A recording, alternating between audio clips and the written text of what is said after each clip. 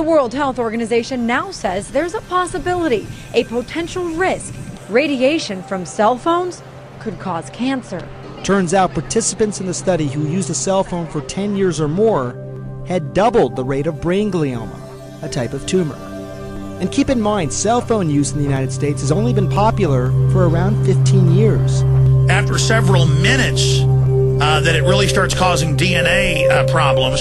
It even heats the brain. What microwave radiation does, in the most simplistic term, is very similar to what happens to your food. When you put your food in a microwave oven, it's essentially cooking the brain. If you've ever put a cell phone to your ear, you should listen to what neurosurgeon Dr. Keith Black has to say. There's no way to say that cell phone use is safe.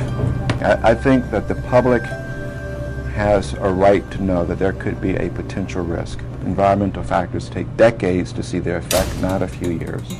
So if it may take decades to get a clearer answer, what can we say about cell phone safety now?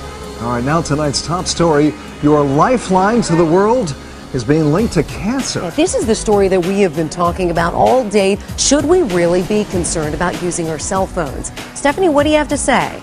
Well, Cherie, Jack, we've all wondered if our cell phones are passing radiation through our bodies. And tonight, the doctors we talked to confirm there's enough evidence. This is well recognized now as a possible risk to cancer. So the most vulnerable age group are going to be children, and more kids are using these cell phones. Tu showed us his computer model, which shows us how much radio frequency children can absorb.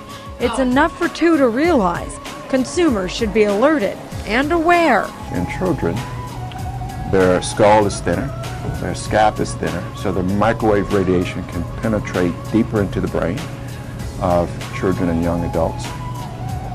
And their cells are dividing at a much faster rate, so the impact of the microwave radiation can be much larger. And here's something else that might surprise you. The cell manufacturers themselves actually advise against putting the cell phone right next to your head or really anywhere in your body. Dr. Keith Black has been talking about this longer than many, but the voices joining him are becoming louder and more prominent. The city of San Francisco pushed for radiation warning labels on cell phones. The head of a prominent cancer research institute sent a memo to all employees urging them to limit cell phone use because of possible risk of cancer. And the European Environmental Agency has pushed for more studies, saying cell phones could be as big a public health risk as smoking, asbestos, and leaded gasoline. More than 2/3 of Americans have cell phones, but there's long been a question: does heavy cell phone use hurt human health? Lindsay Davis reports on a major new study which for the first time shows cell phones do seem to have some mysterious effect on the brain. Some are calling the study a landmark event in our understanding of how cell phones affect the human body. 47 participants had cell phones placed on their left and right ears. One cell phone was activated but muted, the other was turned off.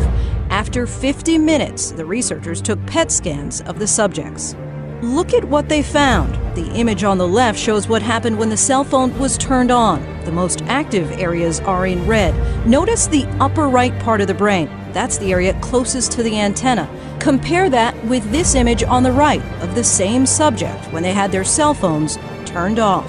A committee composed of scientists from 14 different countries working for the World Health Organization concluded that exposure to cell phone radiation is a possible carcinogen because what the cell phones do is emit a radio frequency magnetic field which interacts with your own biological signaling system to cause this increase. And this expert World Health Scientific Committee found that there was a 40% increased risk of cancer. It's interesting because you look at all the studies out there and most people will say, look, I mean, they're fine. A lot of scientists will say that. But, you know, I've read all these studies, Larry. I mean, I've spent the last year sort of really reading this, and there's 16 really good studies out there, a few since 2000. Most of them, if you really dissect it down, they really only follow the patients along for just a few years. And, you know, people use their cell phones for years and years, and kids start using them. They're going to use them their whole lifetime.